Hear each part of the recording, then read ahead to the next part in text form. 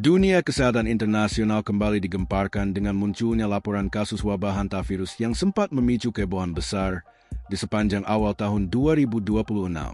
Hantavirus merupakan kelompok virus yang secara alami dibawa oleh hewan pengerat, terutama tikus, dan memiliki potensi fatalitas yang tinggi bagi manusia jika tidak ditangani dengan prosedur medis yang tepat. Kekhawatiran global muncul bukan tanpa alasan.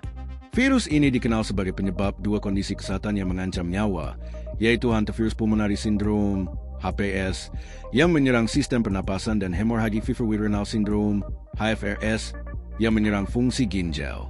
Wabah hantavirus yang ditemukan di kapal pesiar MV Honduras membuat masyarakat dunia dan di Indonesia waspada terhadap proses penularannya.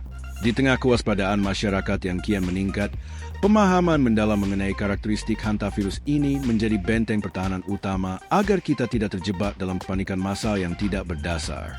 Penyebab utama penularan hantavirus kepada manusia bersumber dari kontak langsung maupun tidak langsung dengan kotoran, urin, atau air liur hewan pengerat yang terinfeksi.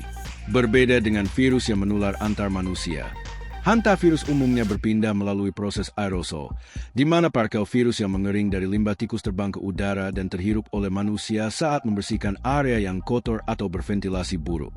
Selain melalui pernapasan, penularan juga dapat terjadi melalui gigitan hewan pengerat atau ketika seseorang menyentuh permukaan yang telah terkontaminasi virus dan kemudian menyentuh hidung, mulut, serta mata sebelum mencuci tangan.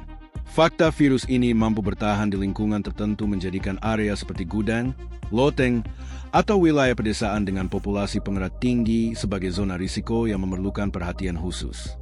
Menanggapi situasi yang berkembang pada tahun 2026 ini, otoritas kesehatan seperti CDC, WHO, hingga Kementerian Kesehatan RI terus memperketat pengawasan dan edukasi publik guna menekan angka persebaran kasus.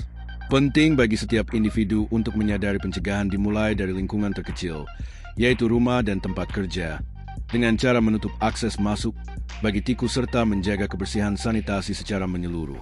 Mengenali mekanisme penularan virus yang mematikan ini, masyarakat diharapkan dapat lebih sigap dalam mengambil langkah-langkah preventif yang direkomendasikan secara medis. Artikel ini akan mengupas tuntas jalur penularan hantavirus serta memberikan panduan praktis untuk melindungi diri dan keluarga dari ancaman infeksi di tengah dinamika kesehatan global yang sedang terjadi. Cara penularan hantavirus. Melansir WHO, penularan hantavirus ke manusia terjadi melalui kontak dengan urin, kotoran, atau air liur hewan pengerat yang terinfeksi dan terkontaminasi. Infeksi juga dapat terjadi, meskipun lebih jarang, melalui gigitan hewan pengerat. Aktivitas yang melibatkan kontak dengan hewan pengerat seperti membersihkan ruang tertutup atau berventilasi buruk, pertanian, pekerjaan kehutanan, dan tidur di tempat tinggal yang dipenuhi hewan pengerat meningkatkan risiko paparan. Sampai saat ini, penularan dari manusia ke manusia hanya didokumentasikan untuk virus Andes di Amerika dan masih jarang terjadi. Jika terjadi, penularan antar manusia dikaitkan dengan kontak dekat dan berkepanjangan, terutama di antara anggota keluarga atau pasangan intim, dan tampaknya paling mungkin terjadi selama fase awal penyakit, ketika virus lebih mudah menular. Memahami bagaimana hantavirus menyebar adalah langkah krusial dalam upaya pencegahan infeksi yang mematikan ini. Secara biologis, siklus hidup virus ini bergantung pada inang alaminya, namun aktivitas manusia sehari-hari seringkali tanpa sengaja bersinggungan dengan jalur transmisinya. Penularan ini tidak hanya terjadi antara sesama hewan pengerat, tetapi juga memiliki mekanisme yang spesifik saat berpindah ke tubuh manusia. Satu, transmisi antar reservoir hewan. Di alam liar, penyebaran virus terjadi secara berkelanjutan di antara populasi inang. Mekanisme penularan infeksi antar reservoir dapat terjadi melalui aerosol atau kontak langsung seperti perkelahian atau kawin dengan reservoir lain yang telah terinfeksi orthohantavirus. Interaksi sosial dan teritorial antar hewan pengerat inilah yang menjaga keberadaan virus tetap aktif di lingkungan tertentu sebelum akhirnya mencapai pemukiman manusia. 2. Jalur masuk ke tubuh manusia. Interaksi antara manusia dengan lingkungan yang tidak higienis menjadi pintu masuk utama bagi virus ini. Penularan penyakit virus hanta ke manusia dapat terjadi baik melalui kontak dengan reservoir utama, tikus dan celurut yang terinfeksi, melalui gigitan jarang terjadi, atau kontak dengan ekskresinya seperti saliva, urin atau feses. Secara lebih detail, Menurut Kemenkes dalam buku-buku pedoman pencegahan dan pengendalian penyakit virus hanta di Indonesia yang diterbitkan Kemenkes RI tahun 2023, ada 3 cara utama bagaimana material berbahaya tersebut menginfeksi manusia. Inhalasi. Aerosol ini merupakan jalur yang paling umum. Penularan ke manusia juga dapat terjadi melalui aerosol dari debu atau partikel halus yang telah terkontaminasi oleh saliva, urin atau feses reservoir utama. Saat seseorang menyapu gudang atau area kotor tanpa masker, partikel virus yang mengering dapat terhirup masuk ke paru-paru. Kontak membran mukosa.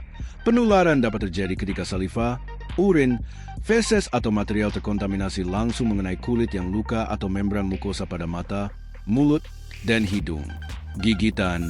Meski frekuensinya cukup rendah, gigitan langsung dari tikus yang terinfeksi tetap menjadi risiko transmisi yang patut diwaspadai. 3. Batasan penularan pada spesies lain dan manusia. Meskipun hewan peliharaan sering bersentuhan dengan tikus, risiko penyebaran melalui jalur ini masih sangat terbatas. Spesies mamalia lain, kucing, anjing, dan anjing hutan dapat terinfeksi melalui kontak dengan reservoir utama, tetapi belum dilaporkan penularan virus dari spesies ini ke spesies lain. Artinya, hewan peliharaan Anda mungkin bisa terinfeksi, namun mereka kecil kemungkinan menjadi perantara untuk menularkan virus tersebut kembali kepada Anda. Selain itu, penting untuk dicatat bahwa stabilitas virus ini berbeda dengan virus influenza atau COVID-19 dalam hal interaksi sosial manusia. Hingga saat ini, data medis menunjukkan tingkat keamanan yang tinggi dalam interaksi antar pasien, karena penularan dari manusia ke manusia belum pernah dilaporkan.